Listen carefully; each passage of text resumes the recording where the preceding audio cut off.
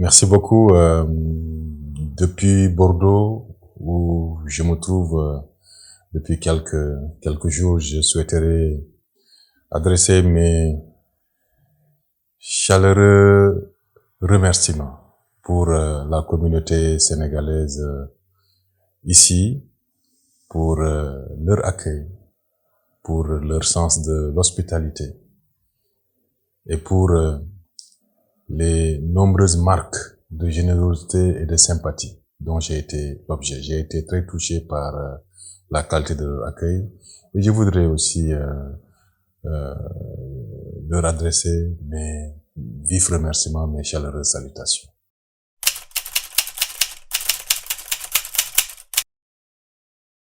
Merci beaucoup. C'était un important événement qui a mis à l'honneur le Sénégal, ses opportunités d'investissement, ses opportunités d'affaires, surtout pour le secteur privé bordelais. Une journée que nous avons commencé par la visite de quelques entreprises, notamment évoluant dans le secteur de l'énergie renouvelable, la production de l'énergie solaire par exemple, et puis une autre entreprise qui est active dans le domaine de l'exploitation des identités ADN.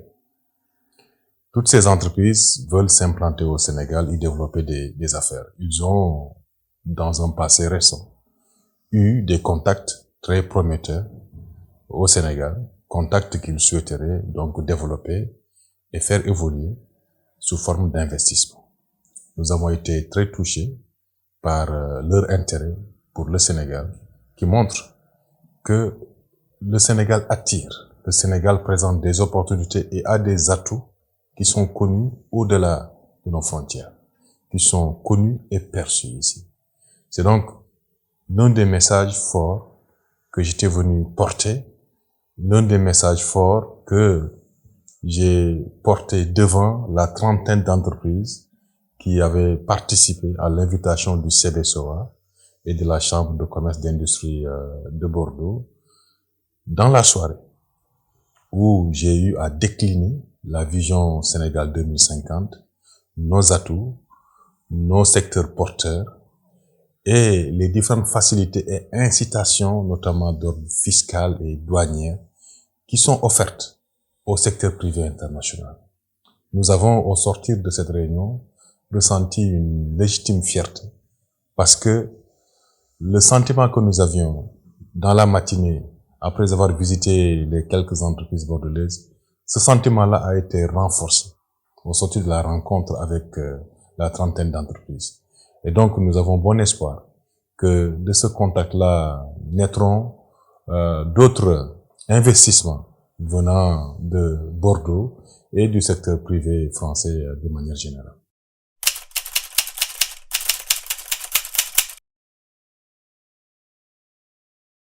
Ce que nous pouvons faire, c'est servir de relais, de point d'entrée.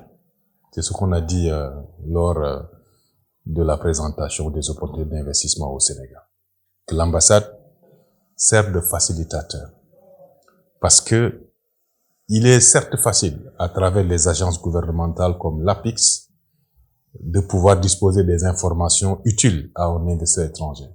Mais quand cela passe par l'ambassade, c'est peut-être beaucoup plus facile. Et c'est à cela que nous servons. Nous voulons faire gagner aux investisseurs du temps. Faire gagner aux investisseurs du temps pour ce qui est des procédures administratives, pour ce qui est donc des démarches administratives à entreprendre pour pouvoir s'ouvrir des portes. Et les informations dont nous disposons et que nous détenons de l'APIX par exemple, seront relayés directement aux investisseurs. Et s'ils doivent, ces investisseurs, effectuer une mission exploratoire à Dakar, c'est également à l'ambassade de servir de facilitateur, de les accompagner, de sorte qu'il n'y ait aucun obstacle dans le cadre des démarches qu'ils vont entreprendre au Sénégal. C'est à cela que sert l'ambassade. C'est cette assurance-là aussi que j'étais venu leur donner. Toujours. Parce que l'intérêt des investisseurs étrangers ici à Bordeaux, en France, de manière générale, c'est de sentir qu'ils interviennent dans un gouvernement, dans un pays, auprès d'un gouvernement qui a une vision.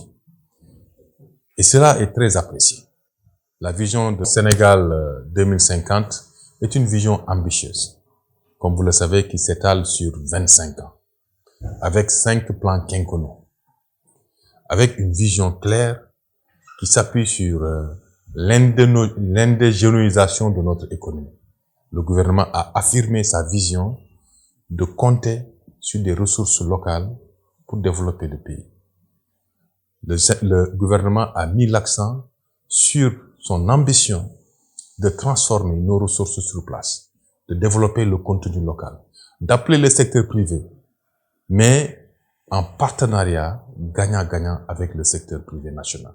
C'est pourquoi vous avez entendu parler très souvent de contenu local, parce que nous voulons que nos ressources profitent à nos populations, que le secteur privé vienne porteur de projets en joint-venture, en partenariat avec le secteur privé local. Et ce message-là a été très bien perçu.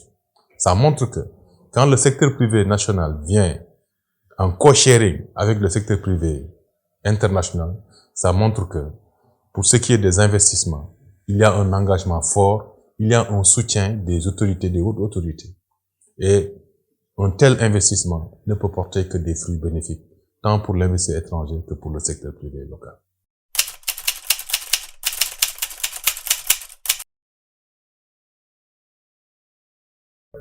Absolument, les deux vont ensemble.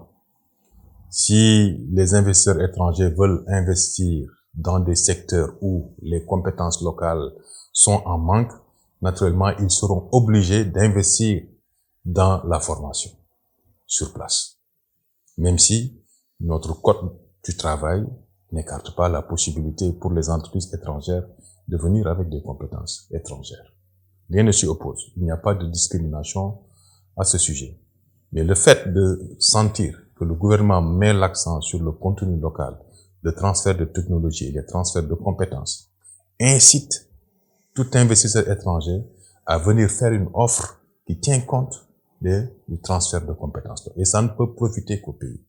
Si nous prenons par exemple le secteur des hydrocarbures, le gaz et le pétrole qui portent actuellement notre croissance, il va sans dire que le gouvernement a déjà avant de commencer l'exploitation avait commencé à former les compétences qui vont avec. C'est l'objet par exemple de la création de l'école de l'Institut national du pétrole et du gaz. Ils forment des cadres sénégalais pour accompagner cela. Donc, l'excuse du manque de compétences au niveau local, maintenant, ne se justifie plus.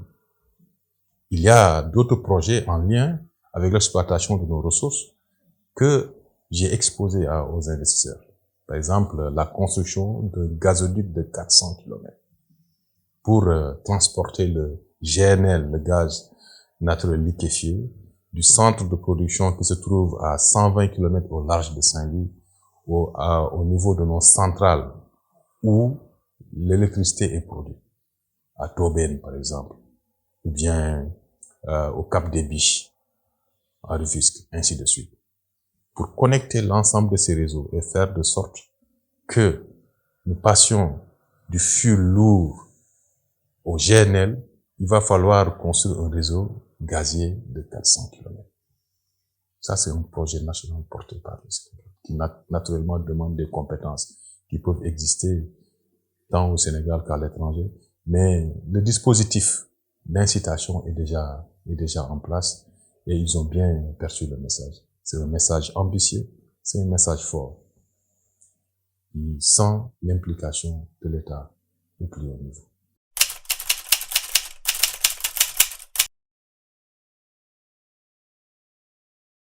C'est sûr, nous n'avons pas le choix parce que nous sommes là pour ça. Nous portons officiellement la voix du gouvernement, la voix du président de la République, du Premier ministre et l'ensemble des membres du gouvernement. Partenariat gagnant-gagnant veut dire quoi? Ce sont des partenariats plus équilibrés. Nous avons des ressources. Pendant des années, ces ressources ont été exportées à l'état brut, par exemple. Pendant des années, l'arachide, par exemple, nous avons découvert, en visitant le musée d'Aquitaine, que l'arachide a été exporté brut ici, à Bordeaux, transformé en huile d'arachide. Ce n'est plus le cas parce que nous avons maintenant nos Sonacos. Vous voyez, le phosphate, par exemple, il est exporté brut dans le monde, peut-être en Inde. Et il nous revient sous forme d'engrais. C'est ça que le gouvernement, c'est à cela que le gouvernement veut mettre un terme. Le ministre du Commerce a plusieurs fois répété devant des partenaires étrangers que nos produits devront être transformés au moins au niveau de 30%. Il nous faut au minimum 30% de niveau de transformation à ce stade. Parce que transformer localement, qu'est-ce que ça donne comme avantage? Ça crée de l'industrie. Ça va générer une industrie de la transformation. Vous prenez le phosphate, vous mettez en place une industrie pour transformer en engrais, par exemple. Vous prenez le pétrole. Avec le pétrole, on peut avoir de l'urée. C'est pourquoi le gouvernement porte cet ambitieux projet. Nous importons aujourd'hui de l'engrais. Urée comme fertilisant. Tout est importé de l'étranger. Et pourtant, nous avons du phosphate, nous avons maintenant du pétrole. Et pour transformer, il faut des usines. Et avec les usines, on crée des emplois, on crée de la valeur ajoutée. C'est cela, le partenariat gagnant-gagnant. Et c'est cela que le gouvernement veut pour le Sénégal.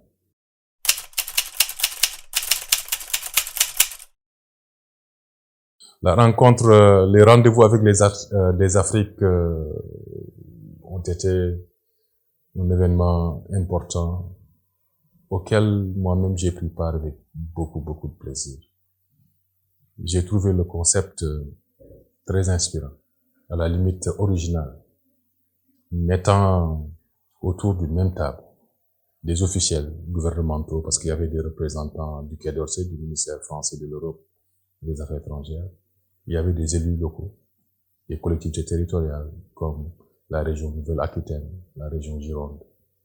Il y avait le mouvement associatif, surtout issus de la diaspora, dont certains d'origine sénégalaise. Et puis, il y avait des think tanks, des cercles de réflexion, tous autour de la coopération internationale.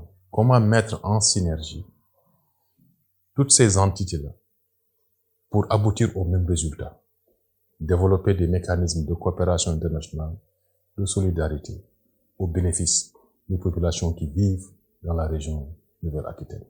J'ai trouvé le concept très original et j'ai eu énormément plaisir à y participer.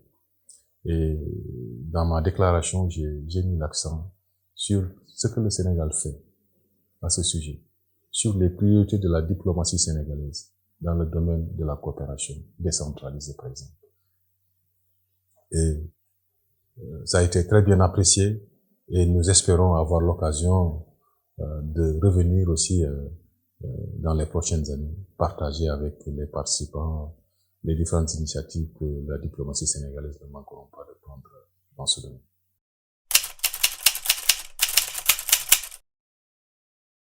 Une immense portée, parce que on a découvert, le consul général et moi, avec beaucoup de plaisir, qu'il y avait déjà une coopération entre le musée d'Aquitaine et le musée de l'IFAN Cheikh Anta Diop. De même que avec le CRDS de Saint-Louis, qui est un autre musée régional. Et les deux musées échangent de la documentation, surtout sur l'histoire coloniale. Le musée d'Aquitaine, on a découvert qu'il y avait beaucoup d'archives sur l'histoire coloniale de la France, sur l'esclavage, sur ces pages sombres de notre histoire commune, mais qui sont archivées dans ce musée. Et nous estimons que ces archives-là, les faire connaître au Sénégal, ça contribue à connecter les populations sénégalaises avec leur passé. Savoir ce qui s'est passé dans l'histoire, pour que leurs descendants puissent mieux apprécier la trajectoire historique que nos populations ont vécue. C'est un partenariat, une coopération très avantageuse. Et nous avons pris l'engagement devant les responsables du musée à faciliter les interactions. Je sais qu'au cours de 2026, il y aura une mission de la directrice du musée à l'IFAN comme à Saint-Louis pour échanger surtout cette fois-ci des photos. C'est des photos qui ont été partagées par un explorateur français qui capte quelques scènes de la vie quotidienne au Sénégal dans le cadre de ces nombreuses pérégrinations au Sénégal, dans le Sénégal avant indépendance. Et nous avons été très, très surpris, agréablement surpris par toutes ces belles images-là qui seront partagées libres de droit par l'IFAN et comme par le CRDS. Donc, c'est un partenariat très prometteur. Je pense que nos musées ont besoin aussi d'échanger dans le cadre de ce nouveau travail mémoriel que nos deux autorités du côté du Sénégal comme ici en France souhaitent entretenir pour davantage renforcer la coopération dans ce domaine.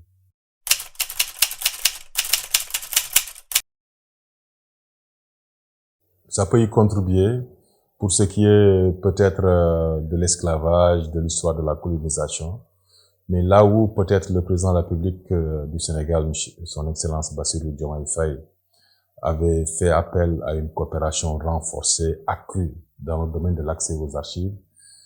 Ici en France, c'était sur le massacre de Thiaroye. Je pense il l'a fait plus d'une fois. Et les autorités françaises n'y sont pas fermées.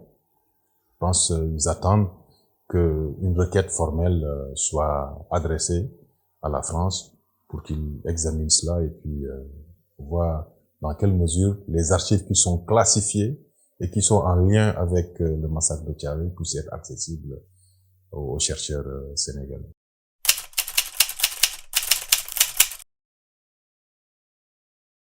C'était une rencontre très agréable qui s'est tenue ici dans les locaux du consulat général. C'était avant tout une rencontre de prise de contact.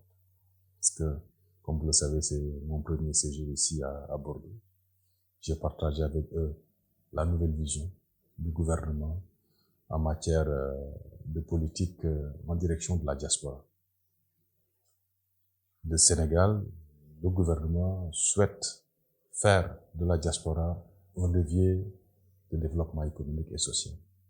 C'est pourquoi, comme vous l'avez suivi, il y a eu récemment un appel public à l'épargne. Vous voyez, le gouvernement cherchait 300 milliards sur le marché régional. Et pour la première fois dans l'histoire du Sénégal, une partie a été réservée à la diaspora. La diaspora, donc, a contribué par son épargne, par sa mobilisation exceptionnelle, à rassembler les 300 milliards que le gouvernement cherchait. Finalement, le gouvernement en a obtenu 450. C'était un immense succès. Et le Premier ministre a indiqué, vu le succès de cette opération, nous allons structurer ces appels publics à l'épargne et réserver une place beaucoup plus large à la diaspora. La diaspora est un levier de puissance, c'est un levier financier. C'est ça la nouvelle politique du gouvernement. Et c'est pour cela aussi que le gouvernement ambitionne de créer une banque de la diaspora. Les discussions se poursuivent et bientôt, je pense, ce sera disponible, cette banque de la diaspora. Il y a en perspective aussi le 17 décembre, la journée de la diaspora. La journée de la diaspora qui sera présidée par le président de la République pour interagir directement avec la diaspora sénégalaise et savoir où est-ce que la diaspora peut appuyer, peut accompagner le Sénégal, le gouvernement, dans la réalisation de ses ambitions de développement pour le Sénégal. Alors c'est ce message sur ces 3 points que j'ai porté à l'attention des Sénégalais ici de Bordeaux. Naturellement, je les ai écoutés. Ils m'ont fait part de leurs préoccupations, de leurs attentes vis-à-vis du consulat et vis-à-vis du Sénégal, de l'ambassade. Attentes qui tournent autour de l'accès au logement, autour d'un accompagnement efficace en faveur des étudiants, ainsi de suite. attentes aussi qui tournent autour de l'accès à des financements pour les femmes de la diaspora. Et sur tous ces points, nous avons tenté donc d'apporter des réponses, des clarifications.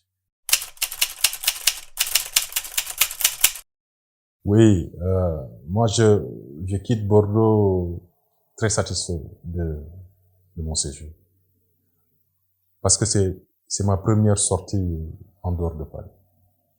Et y avoir séjourné avec une mission complète qui structure toute la panoplie des activités qui relèvent d'une mission diplomatique a été pour moi un moment de grande réjouissance.